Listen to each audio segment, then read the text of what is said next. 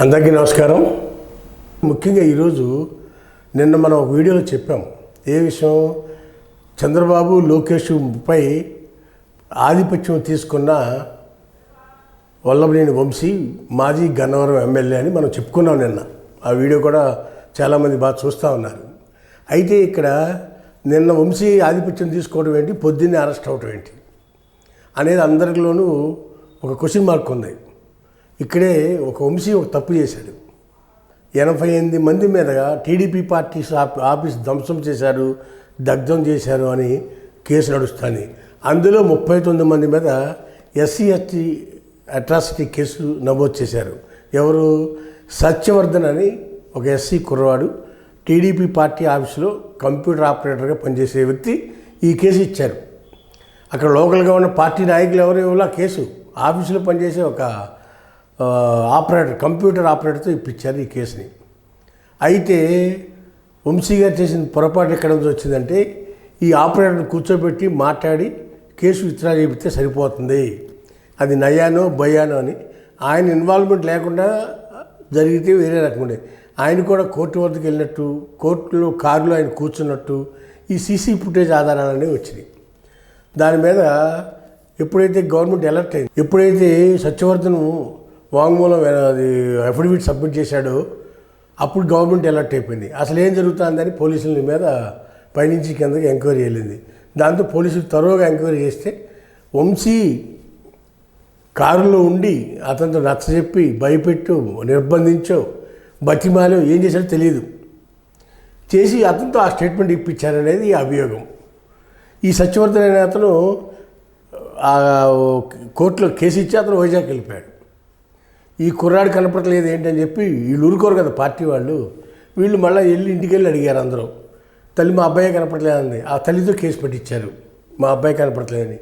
ఎక్కడున్నాడని enquiry చేస్తే వైజాగ్లో ఉన్నాడు. కుర్రాడిని పట్టుకొచ్చి 2 ఛార్జ్ చేశారు. తర్వాత ఏం జరిగిందో చెప్పరా బాబు అన్నారు. చెప్పాడు. ఇందాక ఒత్తిడి పెట్టారు, తిట్టారు, కొట్టారు. మరి అధికార పార్టీ కదా, ఏం చెప్పాడో చెప్పాడు. చెప్పిన తర్వాత దాన్ని బేస్ చేసుకుని వాళ్ళ మదర్ ఇచ్చిన రిపోర్ట్ బేస్ చేసుకుని కుర్రాన్ని కిడ్నాప్ చేశారని చెప్పి, plus ST atrocity case, kidnap case, ఈ 2 పెట్టి వంశీని ఇవాళ తెల్లవారుజామున అరెస్ట్ చేశారు. హైదరాబాదులో నివాసం ఉంటున్న వంశీని తెల్లవారుజామున అరెస్ట్ చేశారు. సరే, ఈ అరెస్ట్ చేసేటప్పుడు వీళ్ళు గందరగోళాలు ఇవన్నీ మామూలే. వీళ్ళు ఆర్గ్యుమెంట్ చేస్తూ ఉంటారు. ఎన్ని జరిగినా SC ST atrocity case, kidnap case ఇవన్నీ పెట్టి వంశీని ఈరోజు విజయవాడ తీసుకురావడం జరిగింది.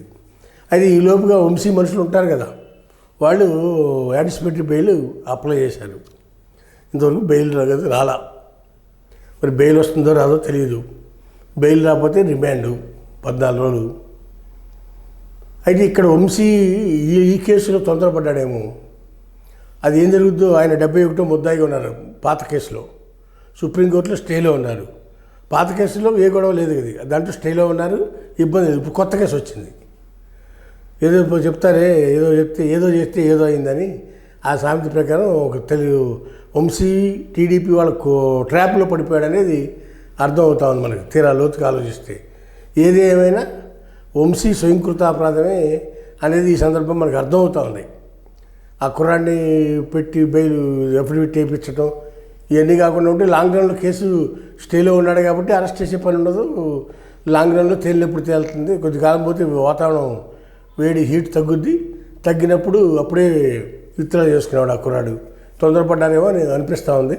ఏదైనా కానీ తెలుగుదేశం కార్యకర్తల కోరిక అయితే నెరవేరింది. ఏది? వంశీని అరెస్ట్ చేయాలి, కొడాల నానిని అరెస్ట్ చేయాలి, దేవినేని అవినాష్ని అరెస్ట్ చేయాలి, జోగి రమేష్ని అరెస్ట్ చేయాలి, రోజా, అమర్నాథ్, ఇట్లా అప్పిరెడ్డి గుంటూరు నుంచి, ఇట్లా అనేక అంబటి రాంబాబు, ఇలా చాలామందిని అరెస్ట్ చేయాలని తెలుగుదేశం కార్యకర్తలు లిస్ట్ రాసి కూర్చుని జేబులో పెట్టి తిరుగుతున్నారు.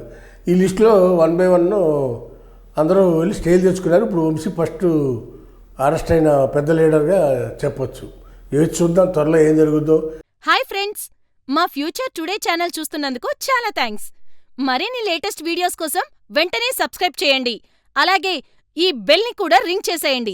మా లేటెస్ట్ వీడియోస్ నోటిఫికేషన్స్ అన్నీ మీ మొబైల్లో వస్తాయి. మా వీడియోస్ మీకు నచ్చితే లైక్ చేయండి, షేర్ చేయండి, నచ్చకపోతే కామెంట్ చేయండి.